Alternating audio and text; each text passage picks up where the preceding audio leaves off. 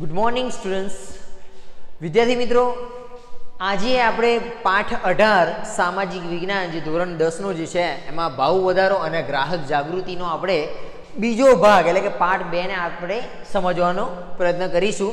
વિદ્યાર્થી મિત્રો, આજના આ વિડીયોની અંદર આપણે જે ચર્ચા કરવાની છે તેમાં આપણે એક વખત નજર કરી લઈએ કે ભાવ નિયંત્રણ શા માટે ભાવ નિયંત્રણ હોવું જોઈએ. તો એના અમુક પગલાં જે છે કે ભાવ વધારાને નિયંત્રણમાં લેવાના ઉપાયો કયા. જો ભાવ વધારો વધી જાય તો એને નિયંત્રણમાં લેવા માટે કયા ઉપાયો કરવા જોઈએ. એમાં એક નાણાકીય પગલાં છે, રાજકીય પગલાં છે, મૂડીરોકાણ પર અંકુશ છે, ભાવ નિયમન અને માપબંધી છે, ત્યારબાદ ભાવ નિર્ધારણ તંત્ર છે અને ગ્રાહક જાગૃતિ, જેને આપણે આ નવો ટોપિક જે આપણો જે છે એ ગ્રાહક જાગૃતિ વાળો નવો ટોપિક છે. તો વિદ્યાર્થી મિત્રો, ગઈકાલે જે આપણે વાત કરી હતી એની અંદર આપણે મુખ્યત્વે ભાવ વૃદ્ધિના કારણો આપણે જોયા હતા. આ ભાવ વૃદ્ધિના કારણોની અંદર આપણે નાણાંના પુરવઠામાં વધારો, વસ્તી વધારો, નિકાસમાં વધારો, કાચા માલની ઊંચી કિંમતે પ્રાપ્તિ, બિન નોંધાયેલ નાણું એટલે કે કાળું નાણું અને સરકાર દ્વારા ભાવ વધારો અને કુદરતી પરિબળો વગેરે જે મહત્વનો ભાગ ભજવે છે ભાવ વૃદ્ધિના કારણોમાં, આપણે તેની ગઈકાલે ચર્ચા કરી હતી. આજના આ વિડીયોની અંદર વિદ્યાર્થી મિત્રો હજુ પણ યાદ રાખજો, આપણો પાઠ 18 ભાવ વધારો અને ગ્રાહક જાગૃતિ એનો આજે પાર્ટ 2 એટલે કે વિડીયો 2 છે, જેની અંદર આપણે ધોરણ 10ના સામાજિક વિજ્ઞાનની અંદર જે 18મો પાઠ જે છે એનો પાર્ટ 2, એમાં આપણે ભાવ નિયંત્રણ શા માટે છે એને આપણે સમજવાની કોશિશ કરીશું. તો સૌપ્રથમ તમારે 147 નંબરનું પેજ ઓપન કરવાનું છે. દરેક વિદ્યાર્થી મિત્રને મારી સૂચના એ છે કે પોતાની ટેક્સ્ટબુક પાસે લઈને બેસે, સામે લઈને બેસે અને એને ઓપન કરીને જુએ. પાસે લઈને બેસે એટલે ખાલી લઈને બેસવાનું નથી, પણ લઈને એમાં જુએ, 147 પેજ નંબર પર જુએ કે ના ભાઈ, એક તરફ વિડીયો પણ જુએ અને સાથે ટેક્સ્ટબુક પણ સાથે હાથમાં રાખવી જરૂરી છે. તો તમને બંનેમાં કોમ્યુનિકેશન થશે તો એ સમજાશે. ભાવ નિયંત્રણ શા માટે? તો સતત ભાવ વધારાની અર્થતંત્ર પર તથા સમાજના લોકો પર, જનજીવન પર વ્યાપક અને દૂરગામી અને વિપરીત અસરો પડે છે. જેમ જેમ ભાવ વધારો થાય છે એમ સમાજ પર, અર્થતંત્ર પર, વ્યક્તિગત એટલે મીન્સ કે વ્યક્તિ પર પણ તેની અસર વ્યાપક પ્રમાણમાં થાય છે, દૂરોગામી અસર એની પર થાય છે. જે અસરોથી બચવા ભાવ નિયંત્રણની આવશ્યકતા ઊભી થઈ છે અને આપણે એ અસરમાંથી બચવું હોય તો ભાવ નિયંત્રણને ઉપાય એટલે ભાવ નિયંત્રણ કરવું પડે છે. ભાવ વધારાથી થતી અસરો નીચે મુજબ ટૂંકમાં સમજીશું. જો ભાવ વધારો થાય, કોઈ પણ ચીજ વસ્તુ, ખાદ્ય ખોરાકની વસ્તુ કાં તો પહેરવાની વસ્તુ હોય અને એની પાછળ જો ભાવ વધારો થાય તો ભાવ વધારાથી શું થશે, કઈ કઈ અસરો આપણને જોવા મળશે સમાજમાં, અર્થતંત્રમાં, તેની કઈ અસરો ઉપજશે એ અસરોને આપણે સમજવાનો પ્રયત્ન કરીશું. એમાં નંબર 1 ધ્યાન આપજો, ભાવ વધારાથી નફામાં વધારો થાય છે, આવકમાં વધારો થાય છે, ખરીદી શક્તિમાં વધારો થાય છે, ચીજ વસ્તુ સેવાઓની માંગમાં વધારો થાય છે, વસ્તુના ભાવમાં વધારો, એ 20 ચક્ર સતત ચાલ્યા જ કરે છે. ગરીબો અને મધ્યમ વર્ગને જીવવું દુષ્કર બની જાય છે. વિદ્યાર્થી મિત્રો, જ્યારે ભાવ વધે છે ત્યારે આપણે કહીએ કે નફો વધે. નફો વધવાથી આવક વધશે, આવક વધવાથી ખરીદ શક્તિ વધશે, ખરીદ શક્તિ વધવાથી ચીજ વસ્તુ સેવાઓની માંગ એટલે કે તેના ઉત્પાદનની માંગ વધારે વધશે અને જેના કારણે વસ્તુના અંદર એટલે ભાવ વધારો થાય છે. ભાવ વધારો થાય છે જે મધ્યમ વર્ગ અને ગરીબ વર્ગ આ બંને ઉપર એની વિપરીત અસર જોવા મળે છે. આ બંને સમાન એટલે મીન્સ કે મધ્યમ વર્ગનો હોય, ગરીબ વર્ગનો હોય, તેને આની અસર થાય છે. જે લોકો કરોડોપતિ છે, લાખોપતિ છે, એને ભાવ વધારાની એ 2-5 રૂપિયા વધી જાય તેમને કોઈ ફરક પડતું નથી. આમ એક દરિયો હોય એમાંથી એક લોટો ભરીને પાણી કાઢી લઈએ તો દરિયાને કોઈ ફરક નહીં પડે. એવી રીતે જે અમીર છે, જે હાઈ લાઈફ મીન્સ કે લક્ઝરિયસ લાઈફ જે જીવે છે, ઊંચું જીવન ધોરણ જેનું છે, એને 2-5 રૂપિયા કે 10 રૂપિયાનો વધારો એના માટે નહીવત છે, એને કોઈ ફરક પડશે નહીં. પણ ફરક કોને પડશે? તો મધ્યમ વર્ગનો માનવી હશે અને અહીંયા આગળ જે ગરીબ વર્ગનો માનવી હશે, APL BPL બંને વાળાને, તો અહીંયા આગળ એમને ફરક પડશે. એટલે એમનું જીવન જે ખરું એ દુષ્કર બની જાય છે. સેકન્ડ પોઈન્ટ આપણે જોઈએ કે ભાવ વધારાથી બચત અને મૂડી સર્જનના દરમાં ઘટાડો થાય છે. ભાવ વધે એટલે જે બચત થતી હતી એ બચત જોવા નહીં મળે. ત્યાર પછી મૂડી સર્જન, દર મહિને આપણે ઘરમાં 2000, 5000, 10000, 20000 જે આવકની અંદર આપણે જે બચત ભેગી કરતા હતા એ બચત ભેગી થશે નહીં. હવે શું થયું? મૂડી દર ઘટ્યો એટલે જરૂરી ચીજ વસ્તુનું ઉત્પાદન ઘટે, નવા ધંધા, ઉદ્યોગો અને રોજગાર અટકી જાય છે. જે શોખની વસ્તુઓ જે છે, એસો આરામની વસ્તુઓ છે, જે મોજ ઉલ્લાસની વસ્તુઓ જે છે એનું ઉત્પાદન વધે છે કારણ કે એની માંગ વધી, ખરીદ શક્તિમાં વધારો થયો, એની માંગ વધી, એનું ઉત્પાદન વધ્યું. પણ જે જરૂરી ચીજ વસ્તુઓ જે છે એ જરૂરી ચીજ વસ્તુનું અહીંયા આગળ ઉત્પાદન થતું નથી. એટલા માટે જે ધંધા, ઉદ્યોગો અને જે રોજગાર જે ખરા એ પડી ભાગે છે. દિવસે દિવસે એની માંગ ઘટતી જાય છે અને એના કારણે એ ઉદ્યોગો, એ ધંધા, એ લઘુ ઉદ્યોગો, એ કુટીર ઉદ્યોગો એ પડી ભાગે છે. એટલે આમ જોવા જઈએ તો ગરીબી પાછી આવે છે, બેરોજગારી વધે છે. કયા કોની પાસે બેરોજગારી, કોની પાસે ગરીબી આવશે? તો જે લોકોના ધંધા રોજગાર ઉદ્યોગ બંધ થયા છે, નાના ઉદ્યોગો બંધ થયા છે, એમના ઉપર આ જુલ્મ વધશે, એમના માથા પર આ ભાર વધશે. નંબર 3 માં જોઈએ કે વિદેશી મૂડીરોકાણ ઘટે છે. આયાતી વસ્તુઓમાં વધારો થતાં હુડિયામણ ખર્ચાય છે, જે નવી સમસ્યા સર્જે છે. વિદેશી મૂડીરોકાણ ઘટે છે. જે વિદેશીઓ, બરાબર, જે NRI લોકો જે આપણા ભારતની અંદર એમના ડોલર દ્વારા ડોલર વટાવતા હોય અને જે રીતે વિદેશી હુડિયામણ આપણા ભારતમાં એન્ટર થતું હોય છે એનું પ્રમાણ ઘટવા લાગે છે અને જે આયાત પાછળ જે વસ્તુ વધારોનો જે હુડિયામણ ખર્ચ થતો હતો એ અટકી જાય છે અને એક નવી સમસ્યા સર્જાશે. આવશ્યક ચીજ વસ્તુઓનું ઉત્પાદન ઘટે છે, અછત સર્જાય છે, પ્રજાનું જીવન ધોરણ કથળે છે, ગરીબો વધુ ગરીબ બને છે. જે આવશ્યક ચીજ વસ્તુઓ જે છે એ વસ્તુઓનું અહીંયા આગળ પ્રમાણ ઘટે.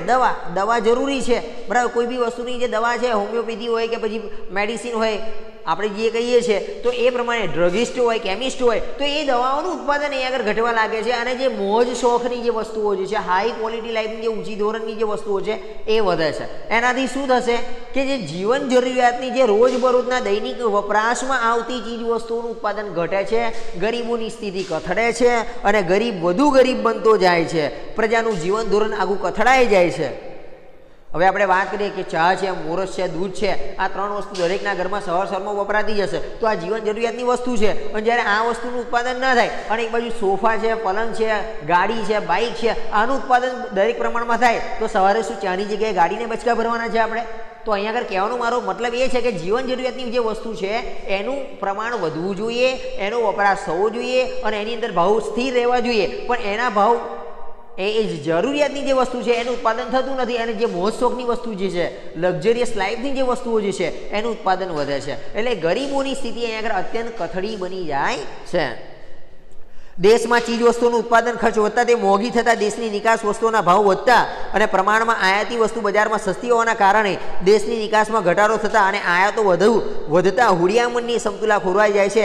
આયાત નિકાસમાં અસમતુલા સર્જાય છે. વિદ્યાર્થી મિત્રો, જ્યારે પોતાના જ દેશની અંદર વસ્તુ જ્યારે મોંઘી મળશે ત્યારે નિકાસ કરવાની વારી તો આવશે જ નહીં. જ્યારે પોતાની દેશની અંદર ઉત્પાદન ઓછું હશે ત્યારે ભાવ વધશે ને, અને જ્યારે એ ઉત્પાદન ઓછું હોય છે, એ ઉત્પાદનની માંગને પહોંચી વળવું હોય છે, ત્યારે અહીંયા આગળ ભાવ વધારો હોય છે, ભાવ વધારો આપીને લોકો ખરીદતા હોય છે. આવા સંજોગોની અંદર નિકાસ થઈ શકતી નથી. જે આપણે આયાત કરીએ છીએ એ આયાતનું પ્રમાણ અને વિદેશી હુડિયામણ ખર્ચ એટલો બધો હોય છે કે નિકાસ કરતાં હુડિયામણ ખર્ચ વધી જાય છે. આપણે 1000 રૂપિયાનું વેચીએ અને લાખ રૂપિયાનું લાવીએ, 1000 રૂપિયાની આપણે નિકાસ કરી અને 1 લાખ રૂપિયાની આપણે આયાત કરી. આપણે નિકાસની અંદર બાજરી, ઘઉં, ચોખા મોકલ્યા અને આપણે આયાત કરી તો પેટ્રોલિયમ પદાર્થો મોકલ્યા. પેટ્રોલિયમ પદાર્થો એટલે કે પેટ્રોલ મંગાવ્યું, ઓઇલ મંગાવ્યું, તો જેથી અહીંયા આગળ 1000નું વેચ્યું ને લાખનું ખરીદ્યું, તો આ અસમતુલા છે. વિદ્યાર્થી મિત્રો, આયાત અને નિકાસની અસમતુલા જળવાતી નથી. જેટલું વેચીએ છીએ એના જે પૈસા આવે છે એટલી આયાત નથી થતી. તો અહીંયા આગળ કહેવાનો મતલબ એ છે કે આયાત અને નિકાસની અંદર સમતુલા ખોરવાઈ જાય છે, ઇનબેલેન્સ થઈ જાય છે. ભાવ વધારાથી ગરીબ કે મધ્યમ વર્ગનું જીવન ધોરણ કથળે છે. જરૂરિયાતો પૂરી કરવા ચોરી, લૂંટફાટ, હત્યા, ગુનાખોરી, સટ્ટાખોરી, સંગ્રહખોરી, નફાખોરી, કાળાબજાર, ભ્રષ્ટાચાર, આપઘાત જેવી અનૈતિક પ્રવૃત્તિઓ સમાજમાં વધે છે અને સમાજનું નૈતિક અધઃપતન થાય છે. વિદ્યાર્થી મિત્રો, ગરીબોની સ્થિતિ કથળી બને છે. મધ્યમ વર્ગનો માણસ ગરીબ હોય તો ગરીબ માણસ કેટલી હદે ગરીબ થઈ જશે અને પોતાની જીવન જરૂરિયાતની વસ્તુઓ પૂરી કરવા માટે એની પાસે કોઈ ઉપાય ન હોય તો આખરે એ સમાજના અધઃપતન તરફ જશે. એ સમાજની અંદર ચોરી, લૂંટફાટ, હત્યા, આવા ગુનાઓ સાથે સંપડાશે અને આવા ગુનાઓનું આચરણ કરશે અને જેના કારણે ભારતની અંદર કાયદાનું અને ભારતનું અને સમાજનું આર્થિક નહીં પણ નૈતિક રીતે અધઃપતન થશે. અને જેના કારણે આપણે જોઈએ છીએ કે જુગાર રમતા હોય છે ત્યારે નફાખોરી, કાળાબજાર, ભ્રષ્ટાચાર વધી જાય છે. સટ્ટાખોરી રમતા હોય છે, લોકો સટ્ટો રમતા હોય છે, આંકડા રમતા હોય છે. ત્યાર પછી આપણે કહીએ કે જુગાર પત્તા રમતા હોય છે. તો કેમ? કે ભાઈ કામ ધંધો છે નહીં, પગાર એટલે મીન્સ કે પગાર આવતો નથી, કામ કશું છે નહીં, તો જુગારમાં જેટલા જીત્યા એ જીત્યા એમ કરીને લોકો આવી પ્રવૃત્તિઓની અંદર જોડાય છે અને સમાજને અધોપતન તરફ લઈ જાય છે. હવે વિદ્યાર્થી મિત્રો, આપણે વાત કરીએ કે પ્રવૃત્તિઓ સમાજમાં વધે છે. આમ ફુગાવારૂપી ભાવ વધારો અર્થતંત્ર માટે બાધારૂપ નીવડે છે. તેથી ભાવ વૃદ્ધિને નિયંત્રણમાં લેવાની તાતી જરૂરિયાત છે. વિદ્યાર્થી મિત્રો, અહીંયા આગળ જો ભાવ વધારો આ રીતના થશે, સ્થિર નહીં થાય અને ચડ ઉતર વારે ઘડીએ કરશે તો શું થશે?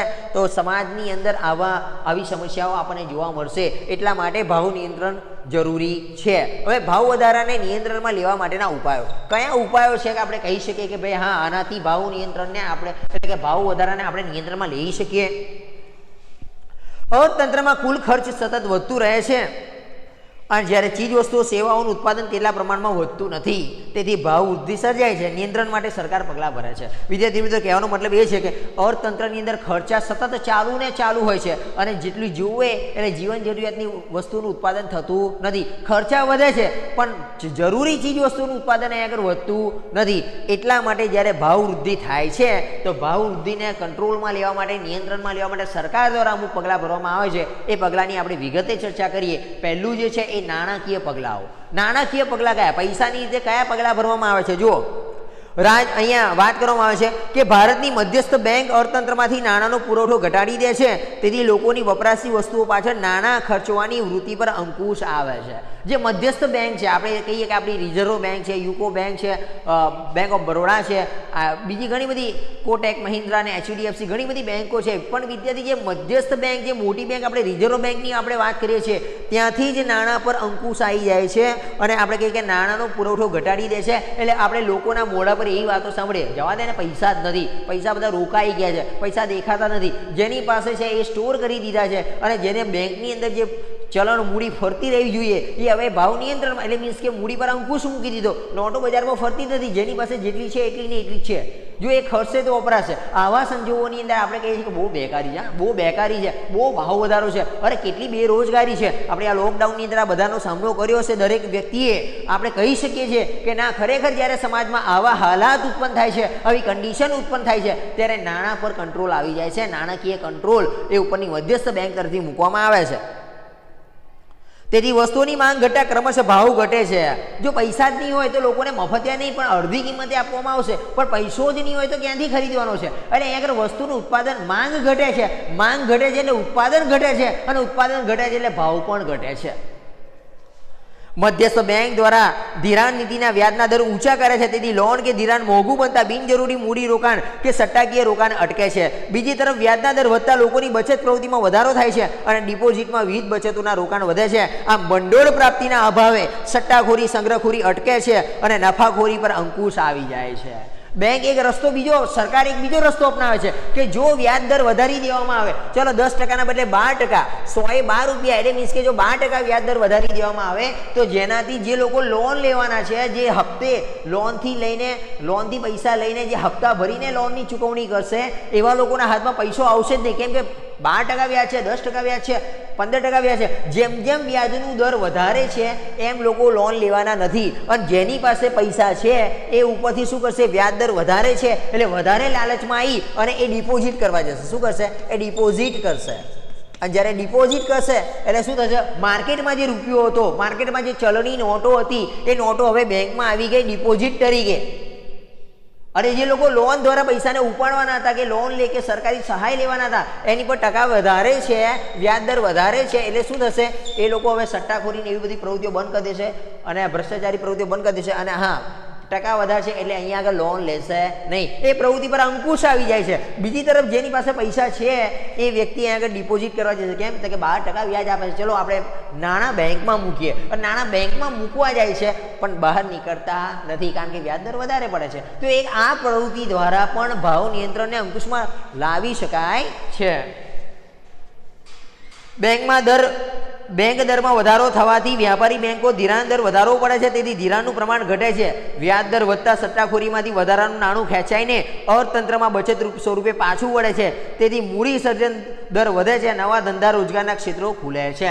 વિદ્યાર્થી મિત્રો, હવે શું થશે કે હવે જ્યારે વ્યાજ દર વધે છે ત્યારે મૂડી લોન સ્વરૂપે તો જવાની નથી, પણ લોકો અહીં આગળ ડિપોઝિટ વધારેમાં વધારે કરશે. એટલે બેંક પાસે જે મૂડી જે છે એ બેંકની મૂડી સર્જન થશે, મૂડીનું સર્જન થશે, અહીંયા આગળ સર્જન વધારે થશે. એટલા માટે કહીએ કે મધ્યસ્થ બેંકની અંદર જો ભાવ ટકાવારી વધે, દર વધે, તો એની જે શાખા બેંકો જે છે, એના હાથ નીચે આવતી જે તમામ બેંકો જે છે એને પણ પોતાના વ્યાજ દરમાં વધારો કરવો પડે છે. અને એમાં પણ વ્યાજ દરમાં વધારો થશે એટલે જે મૂડી બચત સ્વરૂપે પાછી બેંકમાં જવાની છે.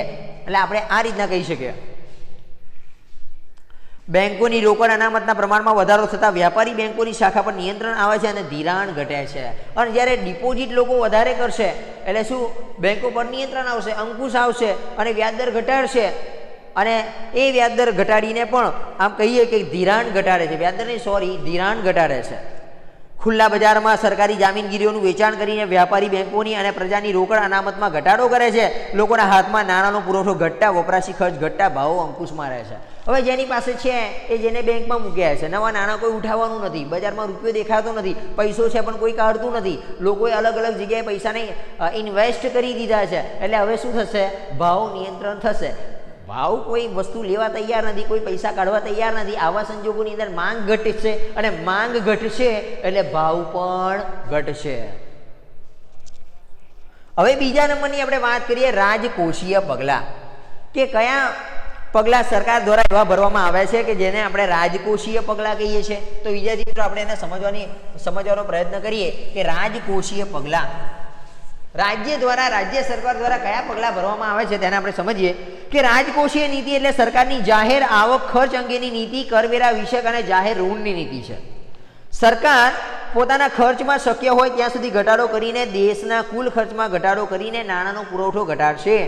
જે યોજનાઓ પાછળ મોટા પ્રમાણમાં ખર્ચો થતો હોય તેને તાત્કાલિક તે ફાયદાકારક ન જણાય તો તેવી યોજના મુલતવી રાખે છે અને વહીવટી ખર્ચમાં કરકસર અને બિનજરૂરી ખર્ચો કરીને ખર્ચો ઘટાડે છે. વિદ્યાર્થી મિત્રો, સરકાર દ્વારા અનેક યોજનાઓ પાછળ કરોડો રૂપિયાનું ફંડ જાહેર કરવામાં આવ્યું હોય છે અને એને એ પ્રમાણે ખર્ચતા હોય છે, પણ એ યોજના સમાજને ઉપયોગી ન નીવડે કે સમાજ માટે તે લાભદાયી ન બને તો તેવા સંજોગોની અંદર જે તે કલ્યાણકારી યોજના ચાલતી હોય છે, જે તે ન્યૂ પ્રોજેક્ટ ચાલતા હોય છે, સરકાર તેને તાત્કાલિક મુલતવી કરી દેશે અને જે વધારાના ખર્ચા છે એ વધારાના ખર્ચા પર અંકુશ લાવી દેશે અને ખર્ચાને ટાળશે, જેથી આપણે કહી શકીએ કે બિનજરૂરી ખર્ચમાં ઘટાડો થાય છે. કરવેરાની નીતિ અન્વયે સરકાર ભાવો વધે ત્યારે લોકો પાસે ખર્ચવા પાત્ર રકમનો પુરવઠો ઘટે તે હેતુસર ચાલુ કરવેરાઓમાં વધારો કરે છે. આવકવેરો, કંપની વેરો, મિલકત વેરો વગેરે વધારવામાં આવે છે. નિકાસો પર નિયંત્રણ મૂકવામાં આવે છે. જે નિકાસ કરવાની હોય છે એની પર નિયંત્રણ લાદી દેવામાં આવતું હોય છે. અને જે વેરા હોય છે, આપણે જે ઋણ ભરીએ છીએ એ પછી વીજળીનું હોય, પાણીનું હોય, ઘરનું હોય, ત્યાર પછી આપણે કંઈ કંપનીનું હોય, આવક વેરાનું હોય, મિલકત વેરો હોય, આ બધા વેરા પર ભાવ વધારી દેવામાં આવે છે, જેથી કરીને સરકાર પાસે કોઈને કોઈ સ્વરૂપે નાણું આવે છે, પૈસા આવે છે. અને આયાતો પર ઊંચા દરે જકાત નાખીને આયાતી વસ્તુઓ મોંઘી બનતા આયાતો ઘટે છે. જ્યારે આયાત પણ જ્યારે મોંઘી બને છે ત્યારે આપણે આયાત કરવાનું પણ આપણે ટાળીએ છીએ, કારણ કે ભાવ વધારો વધી જાય છે.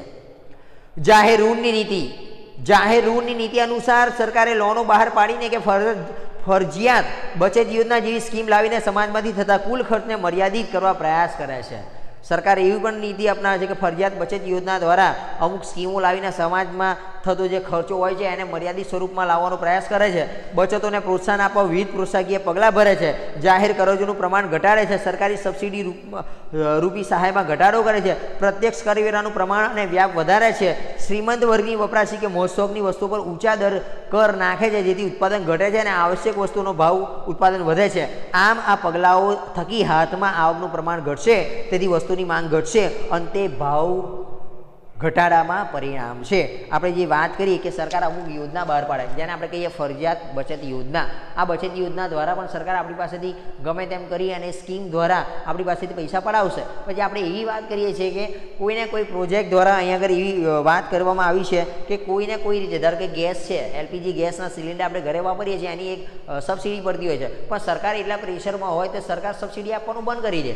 સરકાર 2-5 મહિના સબસિડી આપવાનું બંધ કરશે, એટલે આવકમાં જે વધારો થતો હતો એ આવકમાં વધારો થવાનું બંધ થઈ જશે અને જે અંકુશ લાવી દેશે. આપણે જે સબસિડી કોઈ પણ ખેતરની લોન હોય, ટ્રેક્ટરની લોન હોય, ભેંસ કે ગાય લેવા માટેની લોન હોય, કાં તો પછી મકાન લેવા માટેની હોમ લોન હોય કે કાર લોન હોય, આ દરેકની ઉપર જે સબસિડી અને જે ફાયદાકારક જે વસ્તુઓ છે એનું પ્રમાણ ઘટાડી દેશે. અંતે શું થશે વિદ્યાર્થી મિત્રો કે કરવેરાનું પ્રમાણ વધશે. અને કરવેરાનું પ્રમાણ કોની પર વધારશે તો કે જે લોકો લક્ઝરિયસ લાઈફ જીવે છે, જે લોકો હાઈ ક્વોલિટીની લાઈફ જીવે છે, એની પર આ કરવેરાનું પ્રમાણ વધારી દેવામાં આવશે એટલે એમાંથી જે કરવેરાના પૈસા આવશે એ ઋણ ચૂકવીને જે લોકો પૈસા આપશે એ પૈસાનું અહીંયા આગળ સરકાર બીજા ઉપયોગમાં એટલે કે જે જરૂરી ખર્ચ જે છે, જરૂરી ચીજ વસ્તુનું ઉત્પાદન છે એમાં એ ખર્ચો કરશે. એટલે આમ કહીએ છીએ કે જ્યારે કોઈ વસ્તુઓનું ભાવ વધી જાય છે એટલે માની લો કે તેનું ઉત્પાદન ક્ષમતા પણ ઘટશે અને ઉત્પાદન ઘટશે એટલે એની માંગ પણ ઘટવાની છે અને માંગ ઘટશે, ઉત્પાદન ઘટશે તો એનો ભાવ પણ ઘટશે.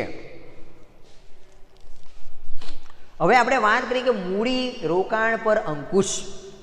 ત્રીજો પોઈન્ટ છે આપણો મૂડી રોકાણ પર અંકુશ, કે બિનજરૂરી અને મોહશોખની વસ્તુઓ પાછળ મૂડી રોકાણ ઘટે તે માટે લાયસન્સ કે પરવાના પદ્ધતિ અમલમાં મૂકે છે અને ઉત્પાદકીય સ્વરૂપના કૃષિ ઉત્પાદનો અને ઔદ્યોગિક ઉત્પાદનો વધે એવા મૂડી રોકાણને ઉત્તેજન આપે છે. સટ્ટાલક્ષી મૂડી રોકાણ ઘટે છે, આવશ્યક વસ્તુનું ઉત્પાદન વધે છે, ઉત્પાદન શક્તિ વધે એવા પ્રોત્સાહક પગલાં લેવા જોઈએ. વ્યાજના દર વધારીને બચત પ્રવૃત્તિને ઉત્તેજિત કરીને મૂડી સર્જન વધે તેવા પ્રયત્નો કરવા પડશે. એટલે બિનજરૂરી જે મૂડી રોકાણ પર જે અંકુશ જે છે વિદ્યાર્થી મિત્રો, જ્યારે વ્યાજના દર બેંકોની અંદર વધારી દેવામાં આવે એટલે લોકો જે બેંકમાંથી જે સહાય કે સબસિડી લેવાના છે એ બંધ થઈ જશે અને લોકો જે ડિપોઝિટ કરશે, બેંક હોય વિદ્યાર્થી મિત્રો, બેંકની અંદર લોકો જ્યારે ડિપોઝિટ કરવા જાય છે તે ડિપોઝિટમાં એમને વધારે ટકા 10%, 12%, 13% આવી રીતના એમને બચત મળતી હોય છે એટલે વ્યાજ મળતું હોય છે. એ બચત કે વ્યાજ જેના કારણે અહીંયા આગળ અંકુશ લાદી દેવામાં આવે છે કે પ્રજાના હાથમાં જે બિનજરૂરી જે રૂપિયો જતો હતો સહાયની રીતે કે બચતની રીતે, બરાબર છે, એ જતો બંધ થઈ જશે. એટલે બંધ થઈ જશે એટલે કોઈ વ્યક્તિ આગળ ખરીદશે નહીં. અહીંયા આગળ ખરીદ શક્તિમાં ઘટાડો થશે એટલે એની માંગમાં ઘટાડો થશે અને જો એની માંગ ઘટશે તો ચોક્કસથી આપણે કહીએ છીએ કે ભાવ વધારો પણ ઘટશે. હવે ભાવ નિયમન અને માપબંધી. ભાવ નિયમન શા માટે હોવું જોઈએ, માપબંધી શા માટે હોવી જોઈએ? જાહેર વિતરણ પ્રણાલી દ્વારા ભાવ વધારાને અંકુશમાં રાખવાની વ્યૂહરચનાનું એક પગલું તે જાહેર વિતરણ પ્રણાલી એટલે કે પીડીએસ છે. શું છે? તો અહીંયા આગળ કઈ સિસ્ટમ કામ કરે છે? પીડીએસ. આપણને ખબર છે કે આપણે જે અનાજના જે ગોડાઉન હોય છે એટલે મીન્સ કે આપણે જે કહીએ કે પંડિત દીનદયાલ અથવા જે સહકારી મંડળી જે કહીએ છીએ ત્યાં આગળ પીડીએસ એટલે કે જાહેર વિતરણની દુકાનો આવેલી હોય છે. જે આપણે એપીએલ અબો પોવર્ટી લાઇન અને બીપીએલ બિલો પોવર્ટી લાઇન આ બંનેના કાર્ડના માધ્યમ દ્વારા આપણે ₹2, ₹3 કે ₹4 કિલો ઘઉં ચોખા ખરીદી લાવતા હોય છે અને આપણા ઘરને એટલી સહાય થતી હોય છે. સરકાર દ્વારા એ બચત રૂપે આપણને અહીંયા આગળ અનાજનું વિતરણ કરવામાં આવતું હોય છે. એ પીડીએસ પ્રણાલીની વાત કરીએ કે જે ભારતમાં 1977થી અમલમાં આવી હતી, જેનો હેતુ સમાજના નિમ્ન આવક જૂથોને એટલે કે જે નિમ્ન આવક જૂથ એટલે અત્યંત ગરીબ હોય તેવા અને ગરીબી રેખા નીચે જીવતા ગરીબો એટલે કે બીપીએલ અને ગરીબી રેખા હેઠળના ઉપરના ઓછી આવક ધરાવનારાઓને તે વર્ગને આવશ્યક ચીજવસ્તુઓ વ્યાજબી ભાવની દુકાનો એટલે કે એફપીએસએસ દ્વારા ઉપલબ્ધ કરાવવાનો છે. આજે દેશમાં અંદાજે 4.92 લાખ વ્યાજબી ભાવની દુકાનો છે. એફપીએસએસ જેને આપણે ભંડાર કહેતા હોય છે, એફપીએસએસ. આ જે દુકાનો ખરી આ દુકાનો મારફતે જે જીવન જરૂરિયાતની જે વસ્તુ છે વિદ્યાર્થી મિત્રો, માથામાં નાખવાનું તેલ ના હોય તો ચાલે, હેર ઓઇલ ના હોય તો ચાલે, શેમ્પુ ના હોય તો ચાલે, સાબુ ના હોય તો ચાલે, ચા, મોરસ, દૂધ, ઘઉં, ચોખા, તેલ આ બધી વસ્તુ ચાલશે? નહીં ચાલે. એ જીવન જરૂરિયાતની વસ્તુ છે. એના વગર માનવી ખાશે શું, બનાવશે શું, પોતાના બાળકોને ખવડાવશે શું?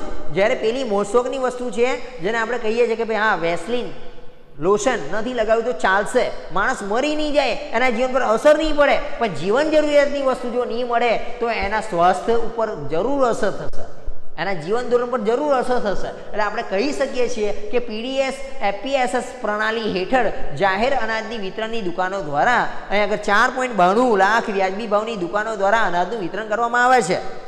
આ વાસ્તવિક ભાવ અને વ્યાજબી ભાવની દુકાનોમાં વસ્તુઓના ભાવોના તફાવત સરકાર ચૂકવે છે. આ રકમને સબસિડી કહે છે. વિદ્યાર્થી મિત્રો, માની લો કે ઘઉં ₹20 કિલો છે અને આ દુકાનોની અંદર આપણને તમને ₹3 કિલો ઘઉં આપે છે તો તમારે તો માત્ર 3 પે કરવાના છે, પણ બાકીના જે 17 રહ્યા એ બાકીના ₹17 એ કોણ ચૂકવશે? તો કે સરકાર ચૂકવશે અને સબસિડી રૂપે ચૂકવશે. તો અહીંયા આગળ આ રીતના પણ સરકાર જ્યારે ખેડૂતો પાસેથી ટેકાના ભાવે અનાજ લે છે ત્યારે એમને પૂરતો ભાવ આપે છે. એ ટેકાના ભાવે ખરીદેલા અનાજને અહીંયા આગળ સહાય રૂપે આપે છે ત્યારે તમને ₹2 કિલો અને ₹3 કિલો આપે છે. તો બાકીનો જે ડિફરન્સ છે, અહીં જો ₹20 બજાર પદ્ધતિનો ભાવ ચાલતો હોય, અહીંયા ₹3 આપણને આપતા હોય તો ₹17નો ડિફરન્સ આવ્યો. ₹17નો ડિફરન્સ કોણ ભોગવશે? કોના ખિસ્સાના જશે? તો કે સરકાર કાઢશે. સરકારે આપણને સબસિડી રૂપે સહાય આપી છે. આ રીતના કૃત્રિમ અછત, સંગ્રહખોરી અને કાળા બજાર મન ફાવે તેમ ભાવ વધારાથી પરિસ્થિતિમાં ગરીબોના જીવન સ્તરને ટકાવી રાખવાના આ જાહેર વિતરણ પ્રણાલી પીડીએસ આશીર્વાદ રૂપ બની છે, જે ભાવ વૃદ્ધિને અંકુશમાં રાખે છે. વિદ્યાર્થી મિત્રો, હવે આપણે કહીએ કે મારે ઘઉં લેવા છે, મારે ચોખા લેવા છે, પણ જો તમને દર મહિને સરકારી અનાજ મળતું હોય છે તો સરકારી અનાજ તમને 3 રૂપિયા કિલો 4 રૂપિયા કિલો મળે છે, પછી તમારે બજારમાં 50 રૂપિયાના ભાવના કિલો ચોખા લઈને ખાવાની ક્યાં જરૂર છે? અહીંયા આગળ તમને 3 રૂપિયા કિલો તમને ચોખા પણ આપે છે કે 4 રૂપિયા કિલો આપશે, પણ આપે છે તો 3 કે 4 રૂપિયા, એથી વધારે કે ઓછા તો છે નહીં. તો એ લાવીને ખાવાથી લગભગ આમ કહીએ છીએ કે આપણો બીજો ખર્ચો જે છે એ આપણો બીજો ખર્ચો નીકળી જાય છે, આની પાસે આપણો વધારે ખર્ચ થતો નથી. તો અહીંયા આગળ સરકાર આટલો ડિફરન્સ રાખે છે, જેથી કહીએ કે આવા કુટુંબોને આપણે મદદ કરી શકીએ. આ વ્યવસ્થાની સફળતાનો આધાર અનાજ વિતરણ અને વહેંચણીની વ્યવસ્થા માટે કુશળ અને કાર્યક્ષમ વહીવટી તંત્ર, પારદર્શી વહીવટ અને પ્રમાણિક એવા દુકાનદારો પર રહેલો છે. વિદ્યાર્થી મિત્રો, આવું ક્યારે થઈ શકશે? જ્યારે પ્રમાણિકતાના ધોરણે જો આ અનાજ વિતરણ કરવામાં આવશે. પીડીએસ પ્રણાલી હોય કે એફપીએસએસ પ્રણાલી હોય, પણ જાહેર વિતરણની દુકાનો હોય, વ્યાજબી ભાવની દુકાનો હોય, પણ જો વ્યક્તિગત રીતે એ પ્રમાણિકતાને રાખીને પ્રમાણિકતાની રીતે જો એ અનાજનું વિતરણ કરવામાં આવશે જાહેર પ્રણાલીમાં, તો વિદ્યાર્થી મિત્રો એ કાર્યક્ષમ એ વહીવટ પારદર્શી થશે. બાકી જો આમાંય પછી વેચી મારવું ને કોઈના હકનું લઈ લેવું ને પોતાનું બીજાને આપી દેવું, તો વિદ્યાર્થી મિત્રો એનાથી દુકાન ચાલશે નહીં, એનાથી ગરીબને ફાયદો નહીં થાય. હવે આપણે વાત કરીએ લાસ્ટ ટોપિક આપણો જે ખરો ભાવ નિર્ધારણ તંત્ર. શા માટે ભાવ નિર્ધારણ તંત્ર હોવું જોઈએ? ફોર એક્ઝામ્પલ, અહીંયા આગળ 2 લારી ઊભી હોય, બંને પાસે કેરેટ ગાજર છે, માની લો એક જણો કે 50ના કિલો અને બાજુવાળો કે 30 રૂપિયા કિલો, તો વિદ્યાર્થી મિત્રો શું થાય? 50 વાળાના વેચાય ને 30 વાળાના વેચી જાય. એવી રીતે બજારની અંદર જ્યારે બજાર પદ્ધતિની અંદર જ્યારે અલગ અલગ જગ્યાએ તમે કોઈ અમુક ભાવ રાજ્ય સરકાર બહાર પાડતી હોય છે, કેન્દ્ર સરકાર બહાર પાડતી હોય છે, એટલે એના ભાવ અમુક દુકાનોની અંદર સરખા જ હોય છે, તો ત્યાં તમારે વધારે પૈસા જતા રહેવાની બીક રહેતી નથી, તમને છેતરાવાની બીક રહેતી નથી. પણ અમુક જગ્યાએ એવું જોવા મળે છે કે ગ્રાહક અંજાન છે, ગ્રાહકને એટલું ભાન નથી, ગ્રાહકની અંદર એટલી આવડત નથી. 20 રૂપિયાની વસ્તુ જો કદાચ એવું પૂછવામાં આવે કે ભાઈ આ કેટલાની છે, દુકાનદારો જો કે નાના ઊંચા ઘરનો છે, મોટા એટલે મીન્સ કે માલદાર વ્યક્તિ છે, એને બજાર પદ્ધતિનું જ્ઞાન નથી. 20 રૂપિયાની વસ્તુના કે ભાઈ આ તો 50માં છે, અને ખરેખર ગ્રાહક 50 રૂપિયા આપી દે 30 રૂપિયા ખોટ ખાઈને આવે, તો આવું ક્યારે થાય છે? એટલા માટે ભાવ નિર્ધારણ તંત્ર હોવું જોઈએ કે દરેકનો ભાવ સરખો પડે. બાકી તો શું થશે? વેર ઝેર થશે. એક દુકાનદાર બીજા દુકાનદાર સાથે ઝઘડશે કે ભાઈ આ ભાવ છે બજારનો, તો એ પ્રમાણે વેચને, મારાથી 10 રૂપિયા ઓછા કેમ રાખે છે? તું 10 રૂપિયા ઓછા રાખે તો તારી વસ્તુ વેચાશે, અને આપણને આટલો ભાવ નક્કી કરેલો છે રાજ્ય તરફથી, તો એટલામાં જ વેચવું જોઈએ. તો આ રીતના ભાવ નિર્ધારણ તંત્ર હોવું જોઈએ. આપણે એની વાત કરીએ. સંગ્રહખોરીને સટ્ટાખોરીને ડામવા આવશ્યક વસ્તુના ભાવને વ્યાજબી સ્તર પર ટકાવી રાખવા માટે તથા તે સહેલાઈથી બજારમાં મળી રહે તે માટે સરકાર આવશ્યક વસ્તુના ભાવ નિર્ધારણનું કાર્ય કરે છે. વેપારીઓને તે જ નિર્ધારણ ભાવોએ બજારમાં વસ્તુ વેચવા આગ્રહ કરે છે. જે તે વસ્તુ આપણને જે પડતર કિંમતમાં મળી હોય એની પર 2-5 રૂપિયા જે નફો ચડાવીને એ વસ્તુને એ જ ભાવમાં વેચવાનો સરકાર આગ્રહ રાખે છે. પણ લોકો શું કરે છે? સટ્ટાખોરી અને ડામવાના પ્રયત્ન રૂપે સરકાર તો આવા પગલાં ભરશે, નક્કર પગલાં ભરશે, પણ લોકો સંગ્રહખોરી કરવા માટે, લોકો કાળા બજાર કરવા માટે એ વસ્તુ ઉપર શું કરશે? જો સરકારે ભાવ સપાટીને સ્થિર રાખવા માટે આવશ્યક ચીજવસ્તુ માટેનો ધારો 1955 અમલમાં મૂક્યો છે. જે વેપારી સરકાર દ્વારા નિર્ધારિત ભાવો મુજબ પોતાનો માલ સામાન નથી વેચતો તેની સામે આ ધારા હેઠળ કાનૂની કાર્યવાહી હાથ ધરીને દંડ કરવામાં આવે છે. સંગ્રહખોરો, કાળા બજારિયાઓ, સટ્ટાખોરો સામે સઘન ઝુંબેશ રૂપે prevention of anti social activism act એટલે કે PASA હેઠળ જરૂર પડે કાયદેસર અટકાયત કરવામાં આવે છે. વિદ્યાર્થી મિત્રો, કોઈ વસ્તુ 1 રૂપિયાની હોય અને કોઈ દુકાનદાર તમારી પાસે 2 રૂપિયા માગે, કોઈ તમે વસ્તુ 10 રૂપિયાની હોય, MRP કિંમત એની 10 રૂપિયા હોય, અને કોઈ વ્યક્તિ તમને 12 રૂપિયામાં આપે કે 11 રૂપિયામાં આપે, 1 કે 2 રૂપિયા માર્કેટ ભાવ કરતાં વધારે રાખીને વેચતો હોય, અને જો તમે અહીંયા આગળ જાણ કરી દો, અને ખરેખર આ જાણ કરવાથી આ જે ગ્રાહક સુરક્ષા અધિનિયમ પ્રમાણે જે ધારા લગાવેલી છે એ પ્રમાણે એને ઇન્સ્પેક્શન કાં તો ઇન્સ્પેક્ટર ત્યાંથી કોઈ આવે તહેકીકાત કરવા માટે, અને એ પણ એ ખરેખર એ દુકાને જઈને વસ્તુ માગે, ભાઈ મારે આ ફલાણો સાબુ જોવે છે 10 વાળો, અને દુકાનદાર એવું કે ભાઈ 10માં નહીં, એ તો 12માં મળે છે, લેવો હોય તો લે, ના લેવો તો ના લઈશ, તો આવા સંજોગોની અંદર એની ધરપકડ થાય છે, અને એ 10 રૂપિયાનો સાબુ જે ખરો એ 1 રૂપિયા માટે એના લાખ રૂપિયા જશે. વિદ્યાર્થી મિત્રો, લાખ 2 લાખ, કાં તો એનું લાયસન્સ દુકાનનું બંધ કરી દેવામાં આવશે, આ કાં તો એની પરવાના પદ્ધતિ નાબૂદ કરી દેવામાં આવશે. તો અહીંયા આવું પણ થઈ શકે છે. એટલે સરકાર અહીંયા કહે છે કે ભાવ નિર્ધારણ તંત્ર હોવું જોઈએ. નહીં તો શું થશે? દુકાનદારની ઈચ્છા 1 રૂપિયાનો ચોક હોય એવું કે 10માં લેવો હોય તો લે, બાકી નહીં. અને આપણે ગરજ હોય તો વિદ્યાર્થી મિત્રો રૂપિયાની વસ્તુ 10માં પણ લેવી પડે. એટલે ભાવ નિર્ધારણ તંત્ર હોય તો દરેક વસ્તુના ભાવ અમુક જગ્યાએ સરખા તમને જોવા મળશે. ભાવ વૃદ્ધિને નાથવા વેપારીઓના ગોડાઉનમાં રાખેલું ચીજ વસ્તુના જથ્થાનું નિયમન, ચેકિંગ, સ્ટોક પત્રકો, ભાવપત્રકો પ્રદર્શિત કરવા અંગેની કાનૂની જોગવાઈઓ અને તેના ઉલ્લંઘન માટે કડક શિક્ષાત્મક પગલાઓ દ્વારા ભાવ વૃદ્ધિને નાથવાના પ્રયાસો હાથ ધરવામાં આવે છે. વિદ્યાર્થી મિત્રો, માની લો કે તેલના ડબ્બા, જે આપણે સિંગ તેલ ખાતા હોય કે કપાસિયા તેલ ખાતા હોય છે, હવે માની લો કે આ તેલનું ગોડાઉન છે. અહીં આગળ 1000 ડબ્બા આજે નડિયાદની અંદર આવ્યા. હવે અહીંયાથી બધી દુકાનોમાં સપ્લાય થતા હોય છે. એટલે માર્કેટમાં જે સરકારે ભાવ નક્કી કર્યો હોય કે ભાઈ 1750 કે 1800 રૂપિયાનો એક ડબ્બો છે, તો એ પ્રમાણે દરેકને મળી રહેતા હોય છે. હવે જે 4 દુકાનોવાળા લઈ ગયા તો 4ની આગળ ભાવ કેવો છે વિદ્યાર્થી મિત્રો? સરખો જ હશે. તો કે ભાવ કોને બહાર પડે? તો કે રાજ્ય સરકારે બહાર પડ્યો, સરકાર તરફથી ભાવ વધારો છે. પણ માની લો કે આ દુકાનદાર, આ જે ગોડાઉન છે એમાંથી કોઈ વ્યક્તિ આવી અને બધો સ્ટોક પોતાના અંદર લઈ લે અને પછી બહાર બજારમાં કોઈને તેલ જ ના આપે, તો આ 1800ના જરૂર પડશે ને તો 2800 રૂપિયા આપીને પણ આપણે આ તેલના ડબ્બા લેવા પડશે. તો એવા સંજોગોની અંદર સરકાર દ્વારા અમુક નિયમન કરવું, અમુક ચેકિંગ કરવું, ભાવપત્રકો જોવા, સ્ટોક પત્રકો જોવા, સ્ટોક કેટલો છે, કેટલા સ્ટોકની જરૂર હતી અને કેટલો સ્ટોક આવ્યો, કેટલો નોંધાયો, આ બધું ધ્યાન રાખવું વિદ્યાર્થી મિત્રો જરૂરી છે. સરકારે અત્યાર સુધીમાં ડુંગળી, ચોખા, કપાસ, સિમેન્ટ, ખાદ્યતેલ, પેટ્રોલ, ડીઝલ, રાંધણ ગેસ, કેરોસીન, ખાંડ, એલ્યુમિનિયમ, લોખંડ, પોલાદ, રેલવે નૂર વગેરેના ભાવો નિર્ધારણ તંત્રના આધારે નક્કી કર્યા છે. કેટલીક જીવન રક્ષણ દવાઓના ભાવો પણ આ રક્ષણ હેઠળ બાંધવામાં આવ્યા છે અને ભાવ વૃદ્ધિને અટકાવી છે. આમ ભાવ વૃદ્ધિને અટકાવવાના ઉપાયો એકબીજાથી સ્વતંત્ર કે અલગ નથી, પરંતુ પરસ્પર આધારિત છે. તેથી છૂટાછવાયા એકલ દોકલ પગલાં ભરવાના બદલે સર્વગ્રાહી પગલાં ભરીશું તો ધાર્યા પરિણામો જરૂર આવશે. વિદ્યાર્થી મિત્રો, આપણે કહીએ છીએ કે પેટ્રોલ આજે મેં નડિયાદમાંથી પુરાવ્યું તો 80 રૂપિયા લીધા અને આગળ કોઈ બીજો મારો સગો હશે તો શું મને 70માં આપશે? ના, પેટ્રોલ તમે અહીંયાથી પુરાવો, અમદાવાદથી પુરાવો કે નડિયાદથી પુરાવો કે પછી આણંદ જઈને પુરાવો, પણ કહેવાનો મતલબ મારો એ છે કે સરકાર દ્વારા જે ભાવ નિયમન પત્ર બહાર પાડેલું હોય છે તો પેટ્રોલ અહીંયા અને ત્યાં પણ એક જ ભાવ હશે. બરાબર છે? જે ભાવ નક્કી કરેલા છે એ પ્રમાણે જ ભાવ. તેવી રીતે ખાંડના ભાવ, મોરસના ભાવ, ચાના ભાવ, પછી આપણે વાત કરીએ છીએ કે જરૂરી ચીજ વસ્તુઓના ભાવ જે સરકાર જે નિર્ધારણ તંત્ર દ્વારા જે નક્કી કરે છે, ભાવ નિર્ધારણ તંત્ર દ્વારા, એ નક્કી ભાવ જ આપણી આગળ હોય છે અને એ જ પ્રમાણે આપણે ખરીદી કરવાની હોય છે. જો સટ્ટાખોરી થશે, જો સંગ્રહખોરી થશે, જો સંગ્રહખોરી થશે તો જ વસ્તુના ભાવ વધશે. અને જો ભાવ વધશે એટલે કાળું નાનું વધશે, કારણ કે સરકારની નજર આગળથી ચૂરાયેલું અનાજ હોય કે ચૂરાયેલો સામાન હોય એને બ્લેક મની દ્વારા, એટલે બ્લેક મની કમાવા માટે એનો સંગ્રહ કરીને પછી એને વેચવામાં આવતી હોય છે, ઊંચા ભાવો લેવામાં. ગઈકાલ મેં ઉદાહરણ આપી દીધું કે 6 રૂપિયાની કિલો ડુંગળી લીધી હોય અને તાલ જોઈએ કે ના ભાઈ 100 રૂપિયા કિલો થઈ ગઈ, તો 6ના 100 લે તો 94 રૂપિયા નફો મળે. વિદ્યાર્થી મિત્રો, 50 લે તો આપણે માનીએ છીએ કે 44 રૂપિયા નફો મળે. તો આપણે એવી જ રીતે અહીંયા આગળ સટ્ટાખોરી પર નિયંત્રણ લાદી શકાય આવી પ્રવૃત્તિઓ દ્વારા. તો ભાવ નિર્ધારણ તંત્ર હોવું જોઈએ.